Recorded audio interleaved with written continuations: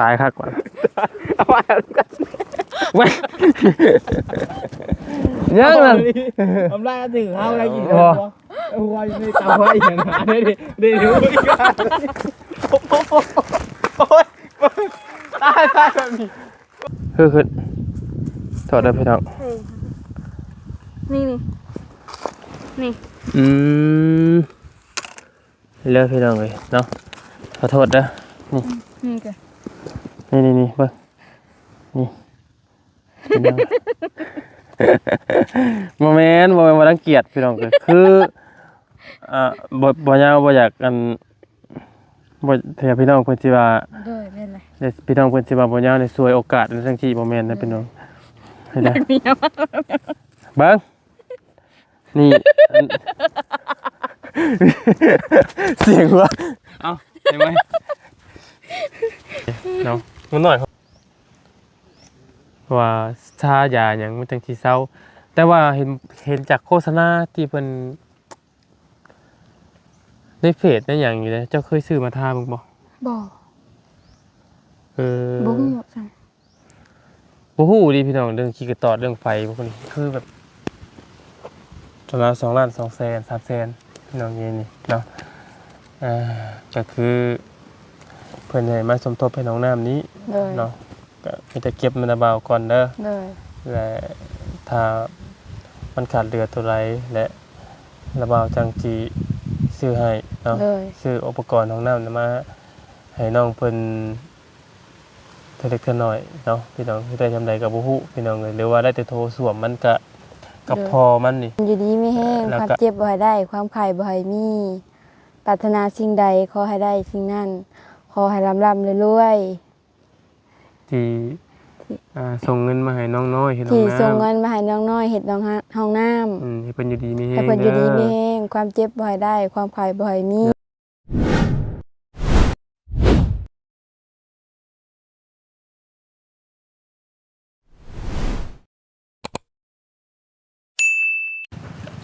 แล้วอย่ายิงใจเลย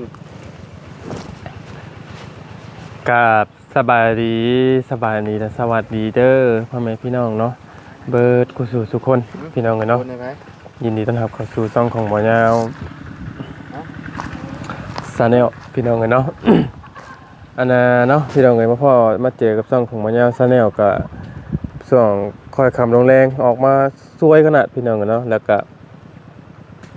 ตอนแรงบ่ยาวสิได้เข้าไปอันมันโคกอีกวันนี้โอ้ยเมื่อยใช่ไหมพี่น้องเลยเนาะพอดีน้องสาธิต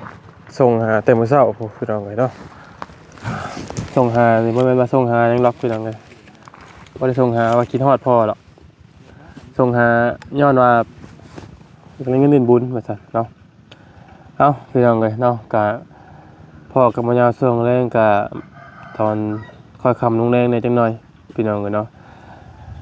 หลังจากจบจากภารกิจในการโบกรถพี่น้องเนาะเป็นเวลา2 โมงหรือว่าตี 2เมื่อคืนนี่พี่น้องเนาะ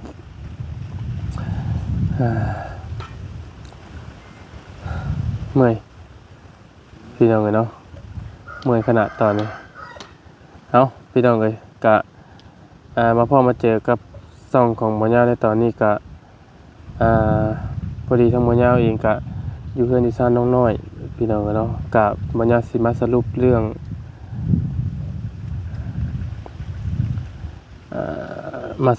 อัน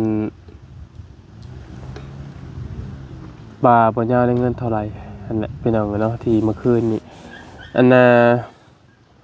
พากันแว่งเงินกันเมื่อคืนนี้ก็ทั้งหมดทั้งเบิดก็พี่น้องเนาะก็ไหลอยู่ประมาณ2 ล้านประมาณนี่พี่น้องไล่อยู่2 ล้าน 4 แสนพี่น้องที่บ่ยาวไล่เมื่อคืนแล้วก็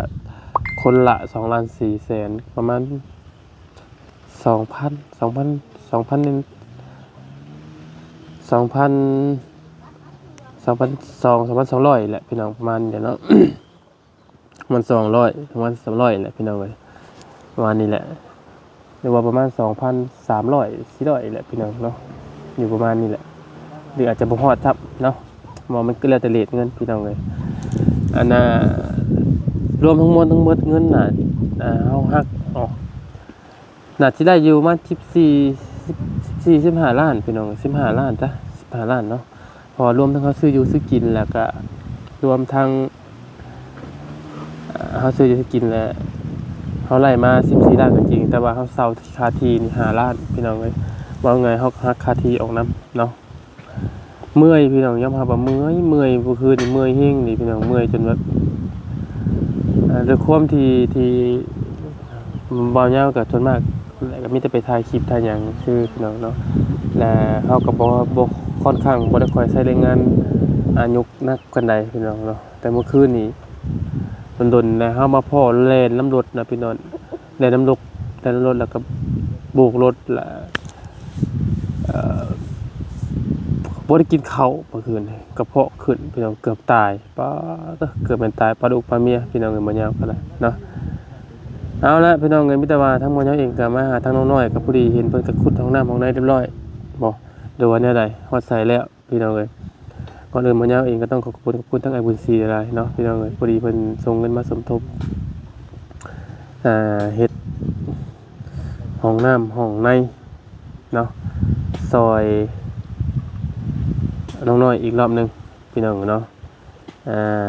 ยอดรวมน้ำเพิ่นน้ำมันยาตอนนี้ก็ประมาณ2ล้านนั่นแหละพี่น้องสำหรับน้องน้อยเนาะแล้วก็สิไปแจ้งข่าวดีน้องเพิ่นอีกรอบนึงพี่น้องเอ้ยเอาขอบคุณหลายๆทั้งไอ้บุญศรีขอให้ไอ้บุญศรีอยู่ดีมีแรงความเจ็บป่วยในความไข้ไว้มีได้เด้อเนาะปราศจากโรคภัยทั้งปวงเนาะขอบคุณหลายๆที่ไว้วางใจทั้งวันยาเป็นสะพานบุญให้เนาะขอให้จงมีสุขภาพร่างกายแข็งแรงความเจ็บป่วยในความไข้ไว้มีได้เด้อขอบคุณ FC บ่กุศลทุกคนพี่น้องเอ้ยเนาะป้าเรียนไปเบิ่งน้ำกัน พี่น้องเลยเนาะว่าขุดไปว่าตุยอยู่พี่น้องเลยเนาะสาวน้อยเสือแดงพี่น้องเลยแทงใจเนาะสีถึกสีแพงเอาแดงไว้ก่อนพี่น้องเลยเนาะ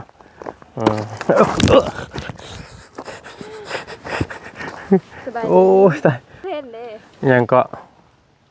คือสายหาเด้อบ่เลยข่อยเมื่อยแต่วานนี่ยังเมื่อยอยู่นี่นี่คือเคยเฮาขุดใจไผนะเมื่อยนะขุดไปเนาะขุดไปหนูโดยทำไมเมื่อยเลยพี่น้องเมื่อยแห้งดีนี่เมื่อยหน่อยยังคือเสียมคือลายแท้ สบายดีเลยเหรอสบายเลยสบายแล้วปะสบายดีอันน่ะส่งนะมันส่งนะมันยาวโพดหรือว่าเจ้าเตี้ยโพดเฮาเตี้ยโพดว่าเป็นน้ำส่งหรือเป็นน้ำคนเป็นน้ำส่งเจ้าคือบ่ตี้ว่าขาเจ้าสั่นบ่โอ้ยส่งยาวโพดข่อยว่าขาเจ้าสั่นโพดบ่นะอันนี้ร้อนเลยจกคุ้ยพี่น้องเอ้ยถ้าบ้านเขานี่ว่าจกคุ้ยนี่คือโยกนะพี่น้องเอ้ยบ้านเขานะสรุปได้ในเมนของหน้ามองในนี่เมนอยู่นี่เนาะ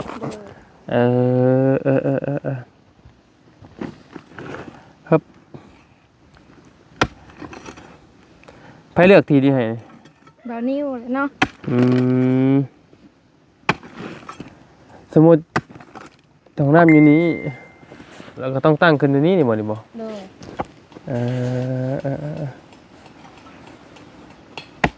ป้าขี้ดินแล้วพี่น้องเลยเหมือนว่าเราขี้ดินแล้วคือตอนนี้นั่นมันทันฮอดดินดานใช่ไหมมันยังฮอดดินดานพี่น้องเลยเนาะลงอีกจักหน่อยนี่มันฮอดนี่บ่ต้องย่านมาบ่ต้องย่านมาจะบ่เจอหินแห่พี่น้องเจอเลยเนาะหินแห่นี่ดินดานแห่ก็มีดานก็มีก่อนมันสิฮอดดานนี่มันต้องเฮ็ดฮอดดินแห่ก่อนเชิญมาเฮือนล่ะกำแพงเนาะ แม่นอ้ายบาบน้ำบ่นี่เฮาอยากจับ บ้าว่าอาบได้ไหนโอ้บ่เดิมบ่อาบน้ำนี่ฟิดไฟคืออย่างนี้พี่น้องเพิ่นอาบเด้เพิ่นเถียงได้เพิ่นอาบมื้อเช้านี่บ่อาบไม่ได้ละเบาโบกรถว่านี่ความเมื่อยมีแต่ขี้ฝุ่นพี่น้องกันเนาะ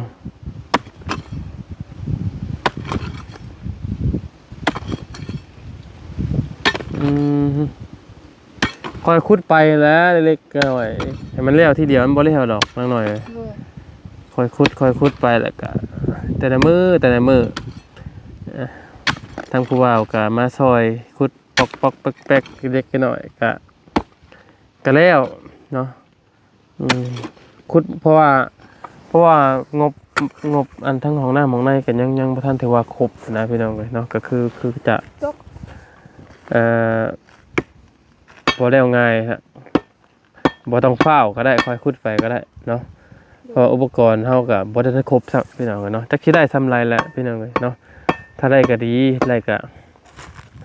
ดีใจนํพี่น้องเลยสิได้ ตลอด เนาะ ที่จะบ่เห็นหน้า ผู้สาวเราเห็นแล้วหายได้ฮะ เอ้ากันก็ฮู้อยู่แต่เฮาก็ งานข่อยลายเนาะ ซอยน้องซอยหนุ่มน่ะเด้อ้ายก็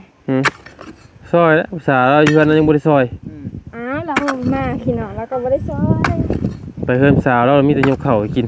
เพิ่นมีแต่ยืนบักจกให้ ตอนขาขึ้นห่างเลยนะ แม่นบ่ เพิ่นมาหาเพิ่นมีแต่ยุ่มบักจกให้กันไปเฮือนผู้สาวเพิ่นย่อตะฟ้าข้าวให้กิน ใช่ตลอดได้มาหาเพิ่นว่านี่ก็ย่อให้หาบน้ำพุ่นน่ะ บ่ ย่อให้น้ำหาบน้ำบ่พอปลูกผักอีก หั่นน่ะ ได้ฟินได้ เนาะใส่เราหลายเราก็ลูกมีพ่อมีแม่กันนะ แต่อยู่ด้วยกันได้ เอาเด้อจ้ะ เจ้าก็มีคือกัน หาสิซอยปฏิให้ให้ เอ้าพี่น้องเอ้ยบุญเดือน3ออกไม้3ค่ำเด้อพี่น้องบ้านเฮาเนาะมื้อนี้ก็คือ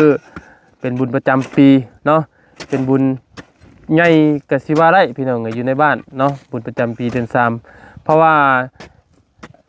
ตะกี้เราคึกคืนพี่น้องแต่ว่าคุมื้อนี่เฉยๆอยู่พี่น้องมันบ่ปานไรเด้อพี่น้องเอ้ยเนาะ เก่าบ่ มันบ่คือเก่าด้วยความที่เฮามีครอบมีครัวบ่หรือว่านี่ไรด้วยความที่เฮาแบบว่าอายุหลายแล้วบ่หรือว่าเป็นน้ำยกมันบ่โอ้ตะกี้นี่คำว่าได้มีบุญมีศีลนี่พี่น้องเอ้ยเนาะม่วนเว้าหรอกม่วนพี่น้องเอ้ยไปบ่ได้กินหยังก็ย่าม่วนด้วยความที่เฮามีเป็นครอบเป็นครัวแล้วบ่หรือว่านี่ไรพี่น้องคุมื้อนี้แต่ว่าในยุคสังคมมันบ่คือเก่าแล้วบ่นี่ไรตะกี้นี่โอ้ยเว้นเว้าดอก ที่จะบ่มีบุญเนาะ โอ้ยคึกคืนบุญมันใหญ่เลยพากันลงไปเลาะอันว่าในอันแถววัดนั่นก็แย่กันไปวะ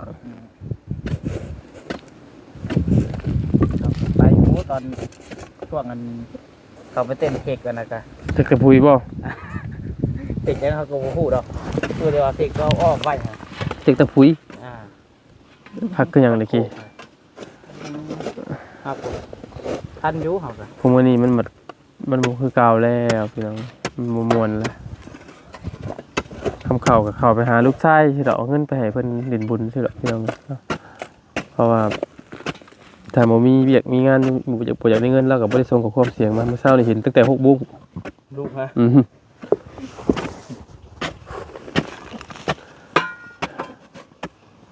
ครับไปอยู่ไปตุ่มไปโฮมอยู่ใส่คือว่าบุญสารวัตรมาลงเงินเพิ่นก็ได้ว่าซั่น แข่งเฮานี่เป็นอันนี้จักใส่แขนที่ชาว ขี้กระตอดบ่ เลยเป็นมัดแถวขาแถวนี่เฮา เออ อีหลี ที่ใช่โลก จักสิใส่โอ้แม่ต้องพูดซอยเฮาเลย เอา เนาะ มันเป็นขี้กระตอดตื้อๆนี่ ผู้สาวเป็นขี้กระตอด อยู่ขาก็เป็นเทิงขาขึ้นไปได้ซะ บ่เป็น อืม ที่ขี่กระตอดคือหยังบ่ได้ฮู้เลย นี่เด้นี่ อะไรมันเป็นหยังเลย มัน เป็ เป็น น อะไรคล้ายๆตุ่มอยู่บ่ นี่ แล้วมันใหญ่ขึ้นเรื่อยๆเลย แม่น แล้วเจ้าเฮ็ดอะไรมัน หินหูมันก็บ่ทราบเจ้าใช้ยาใช่เพียง หินฮุกออกก็หินฮุกออกคือบ่ให้มันใหญ่นะพี่น้องแต่ว่ามันก็สิโป่งขึ้นมาอีกคือเก่า จะ จักสิใช่หยังจักสิเข้าไปเลย เฮ้ยขอคำแนะนำFCเด้เดี๋ยวเพิ่นฮู้ อืมเป็นจักตุ่มน่ะหน่อย แถวขาพี่เต็มหมดแถว เพื่อ แต่ว่ามันก็บ่หลายกันนะบ่หลาย บ่หลายแล้วเต็มเบิดไปซะเนาะตาย ก็ใกล้ได้แบบนี้เนาะตัวมันเต้นมันจัง เลือดได้น้อง แม่น ถึงเลือดแล้วนี่เรียบร้อยแล้วเจ้าอย่าให้เรามีเลือด กินน้ำลายถือเอา ตายคักกว่า เอามากัน เว้ยยังนั่น น้ำลายถือเอาอะไรกิน อ๋อ หัวอยู่ในเตาไฟอย่างนั้นได้ดูอีกโอ้ยตายแบบนี้โอ้ยกูยังกล้าใกล้เด้อ ห่วยแม่นดีบ่เฮ้ยพอก่อนมันแดดแล้วมาขึ้นมาเทิงก่อนมาเบิ่งกระเบิ่งระบาเบิ่งดูฮะว่าเบิ่งขี่กระต่อฮอดใส่นะสิได้ขอคำเนี่ยเบิ่งเถื่อพี่น้องเพิ่นมียาดีหยังพี่ไปนั่งกูเบิ่งเถื่อขอบใจน้องพี่มานั่งพี่ดูเบิ่งเถื่อ FC เพิ่นมียาดีเพิ่นฝากมาให้ท่ากับมีนะเบิ่งก่อนเบิ่งเอาไงวันนี้ก็หาสิฮู้ด้วยนี่พี่น้องเอ้ยเพราะว่าก็บ่ได้ฮู้เนาะเบิ่งอยู่ไสขึ้นถอดได้พี่น้อง นี่นี่ เลิกพี่น้องเอ้ยเนาะขอโทษเด้อนี่ นี่ก็ นี่เบิ่งนี่พี่น้อง บ่แม่นบ่รังเกียจพี่น้องเอ้ยคือบ่ยาวบ่อยากกันบ่เถียพี่น้องเพิ่นสิว่า โดยแม่นเลย เดี๋ยวพี่น้องเพิ่นสิว่าบ่ยาวในสวยโอกาสในทั้งที่บ่แม่นนะพี่น้องให้ได้เบิ่งนี่เสียงวะเอ้าเห็นไหมมันหน่อยพอบอกเบิ่งจ้ะ แล้วก็เหนียว เบิ่ง แล้วก็เหนียว นี่ตุ่มนึงนี่ โดย นี่ถึงมีอีกบ่ มีแถวพี่มันกำลังโป่งพี่ แม่นเด้พี่น้องเอ้ย พี่แต่อันนี้นี่ ขี่กระต่อนี่เบิ่งอันนี้ก็แม่นนี่ โดย อันนี้ก็แม่นเนาะมีเลื่อนนิดหน่อย เด้อพี่น้องเห็นบ่นี่ทอดด้านนี้เป็นขี่กระต่อเกิดจากสาเหตุหยัง อันแบบเฮาเฮ็ดกินคั่วปลาอย่างละตาปลาถึกก็จะเอิ้นว่าขี้กระตอตาปลาน่ะ และเป็นมาตรฐานนั่นนี่ บ่ก็บ่โดน ฮอดแล้วบ่ แล้วก็นี่ไอ้นี่พี่ หึ พี่เบิ่งเอาเป็นแถวขาพี่แล้วก็อันนี้จักเสียมันจักเซา แม่นบ่นี่ก็ อันนี้จังเป็นหยัง นี่มันเป็นเจ้าเก่าบ่ จังเป็นหยังมันลามขึ้นไปเรื่อยๆแถวนี้ มีบ่รู้ เฮ้ย งามแต่น่ะ แข้งขา เป็นมาโดนแล้ว ยัง เป็นยังเป็นมาโดนแล้ว กระโดนเติบมันปีหนึง ปีนึงมาบ่โดนอยู่ แล้วแต่คนพี่น้องเนาะเป็นสิว่าจังไดเนาะ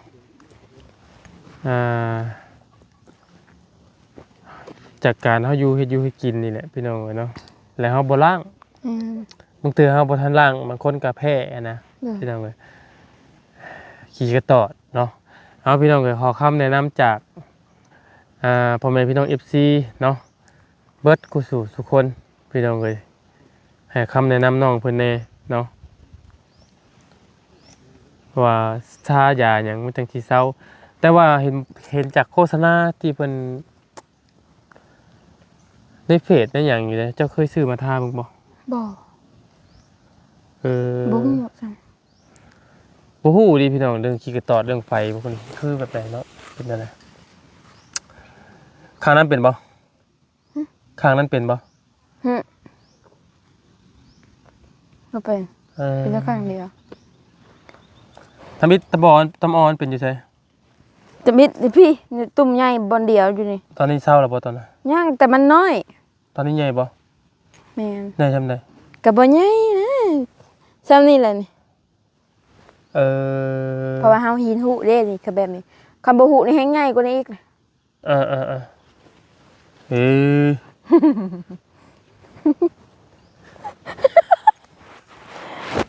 น่ากลัวดีป่ะ มันไปขี่กระตอดซื่อ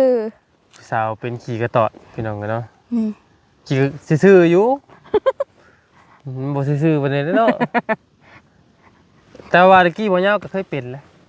เป็นอยู่ในหน้าผาก นี่ตะกี้จะเป็นอันนี่ซีนมันแบบคล้ายๆว่ามันใหญ่โป่งออกไปเรื่อย แม่นสิ้นปง ซีนโป่งใหญ่ๆออกไปเรื่อยแหละมีอยู่มื้อหนึงแหละบ่ยาวบ่ฮู้ไปบีบให้มันตัดออก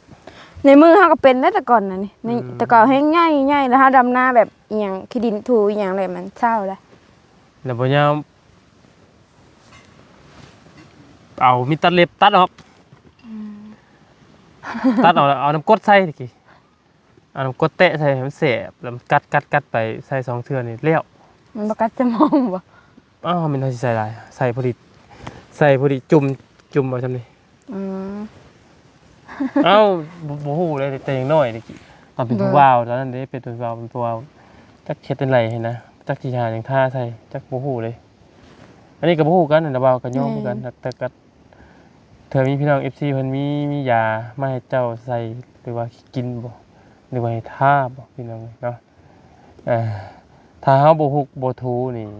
มันก็จะ ล่าม ลามใหญ่ขึ้นไปเลย แม่นแถวแข้งแถวขาแถวนี้ก็ล่างลายแทนมันเป็นแบบมันล่ามหั่น บ่ นะ กล้าใส่สงกรานต์จ้ะ ก็แม่นดู ก็ใส่แต่กลางคืนเนาะหมู่บ่เห็นเนาะ แม่น กลางเว้นบ่กล้าใส่เพื่อนเลยเนาะเอานี่ก่อนมันสิติด ไว้ตัวนี้ป้าซาสังว่ากันพี่น้องเอ้ยบ่เรื่องขี่กระตอดน้องเพิ่นนิดนึงพี่น้องเอ้ยบ่แม่นว่าฉันได้จี้เด้คือว่าน้องเพิ่นเว้ามาเองแล้วบ่ยาวก็เลยขอคำแนะนำจาก FC เบิดทุกคนเนาะ อันน่ะตอนนี้น่ะมี FC พ่อแม่พี่น้องเพิ่นติน้องเพิ่นเข้ามาในติเตือนก็คือตัวที่น้องเพิ่นขอบใจบ่เป็นบุญขอบคุณขอบใจผู้ใหญ่บ่เป็นเนาะแต่ว่าคืออยากให้ทางน้องน้อยนี่ฝึกแน่พี่น้องเพิ่น เล ว่าย ที่จริงเพิ่นว่าน้องนี่พอเป็นแล้ว เลย เพิ่นว่าเจ้าบ่ใส่ใจตอนนี้นะเพราะว่าถ้าคนเฮาถ้าสิเว้ามันเว้าได้ลองเมานะ ขอบคุณให้เพิ่นอยู่ดีไม่แห้ง ความเจ็บบ่ได้ความไข้บ่ให้มี ก็แบบนั้นแหละเนาะ ปรารถนาสิ่งใดขอให้ได้สิ่งนั้น อืม สมความมุ่งมั่นปรารถนาประมาณนี้แหละ ก็เท่านั้นแหละล่ะ ลำๆเรื่อย แม่นคำอวยพรหรือว่าคำขอบใจ ๆเด้อ ถึงมันจะเป็นคำหน่อยๆก็อย่าน้องคือมันคนที่ให้เพิ่นดีใจเนาะ เออ ส่วนเรื่องของน้ำของในน้องเพิ่นนี่ยังอุปกรณ์ก็บ่ทันได้ครบบ่ทันได้พอเด้อพี่น้องเด้อเนาะเอาโอเคสาพี่น้องเอ้ยเนาะมีแต่ว่านั่นแหละทั้งลำเมาไปเฝ้ามาเฝ้าแล้วสิออกไปเยี่ยมน้องคอนแหละ เด้อ จะสิออกมาเลยเพราะว่าสิจะต้องมาพี่น้องสิได้เข้ามาบ้านบ่หรือว่าสิบ่ได้เข้าก็ถ้าเบิ่งนํกันเนาะพี่น้องเนาะอันน่ะเนาะพอดีสิมาแจ้งน้องเพิ่นบอกอีกเทื่อนึงพี่น้องเอ้ยเนาะก็คือพอดีมีทางไอ้บุญศรีพี่น้องเอ้ยเพิ่นฝากเพิ่นมาเก็บไปเฮ็ดของน้ำของในน้ำน้องละนี่เด้อ เด้อ ประมาณล้านหน่อยๆแหละพี่น้องเอ้ยเนาะ เด้อ รวมเบิดก็นี่พี่น้องเอ้ยเนาะเงินน้องเพิ่นตอนนี้ประมาณ2 ล้านประมาณ2 ล้าน2 แสน3 แสนพี่น้องเย็นนี่เนาะก็คือเพิ่นให้มาสมทบให้น้องน้ำนี้ เด้อ เนาะก็มีแต่เก็บมันเอาเบาก่อนเด้อ เด้อ และถ้ามันขาดเหลือตัวไรและระเบาจังจีซื้อให้เนาะ เด้อ ซื้ออุปกรณ์ของน้ำมาให้น้องเพิ่นเท่าเล็กเท่าน้อยเนาะพี่น้องได้จำใดกับบุหุพี่น้องเลยหรือว่าได้แต่โทรสวมมันกะกับพอมันนี่แล้วก็เอาผ่าตัง พากระเตะ ปากกะเตะตีอ้อมเอาก็ได้พี่น้องพอได้บางยามเฮาเข้าทายปลดทุกข์หรือว่าอาบน้ำอาบในนะพี่น้องก็ยังดีกว่า บ่มีเลยพี่น้องเนาะพาเป็นพากระตาดก็ได้พี่น้องคือบ้านหลวงพรนะพี่น้องอย่างหน่อยมันก็ยังไข่นะพี่น้องอย่างหน่อยหมู่ก็ซองบ่เห็นเฮานะเนาะ คำสิซองนี่มันก็เห็นนั่นแหละพี่น้อง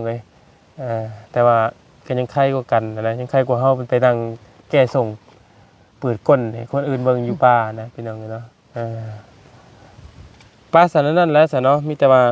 ทางอีหล่าเนาะ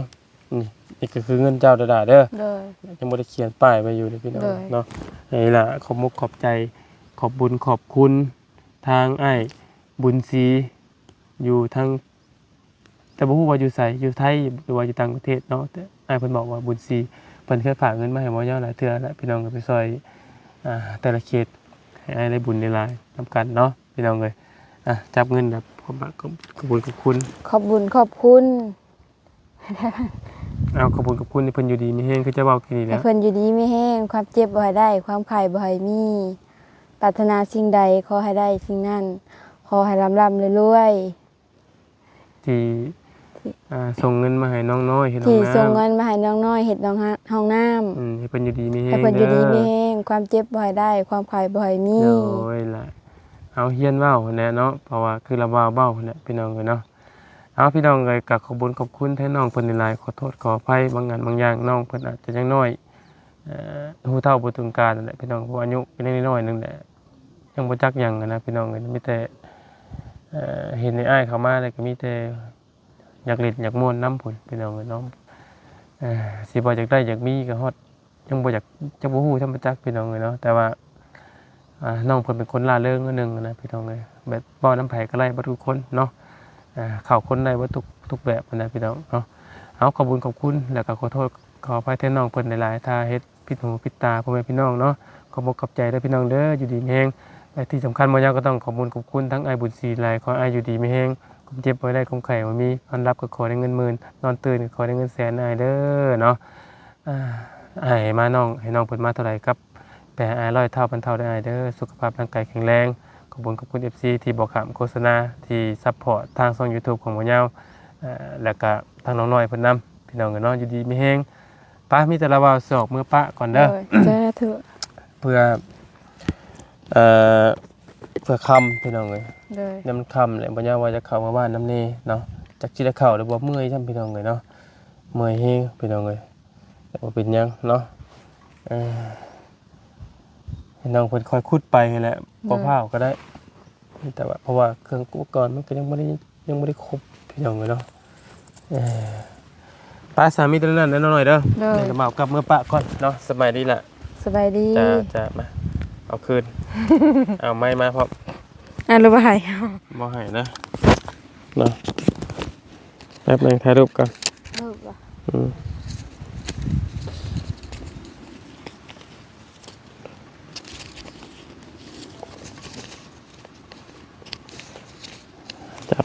จับแบบนี้เด้อเอาหัวขึ้นนี่แหละจะ